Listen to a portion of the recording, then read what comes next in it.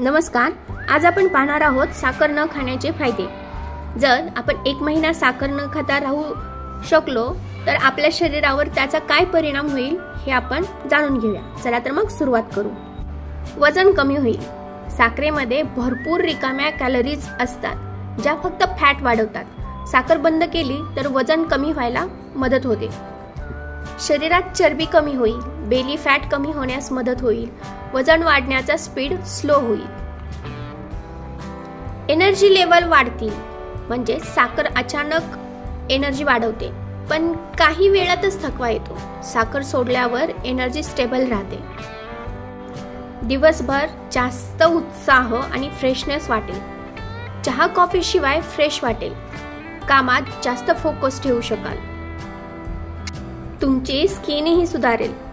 साखर एक्सेस घेतल्याने पिंपल्स आणि त्वचेला नुकसान होतं. साखर कमी केली तर चेहरा स्वच्छ आणि ग्लोईंग होतो. पिंपल्स आणि रेडनेस कमी होईल. स्किन टोन सुधारेल. त्वचा नैसर्गिकरित्या ग्लोईंग दिसेल. ब्लड शुगर लेवल स्टेबल राहील. साखर जास्त घेतल्यावर ब्लड शुगर लेवल अचानक वाढतो आणि नंतर पटकन खाली येतो.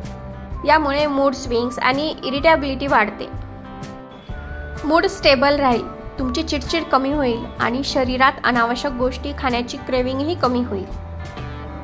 तुम्हाला जर हा व्हिडिओ आवडला असेल तर लाईक करा, शेअर करा आणि सबस्क्राईब करा.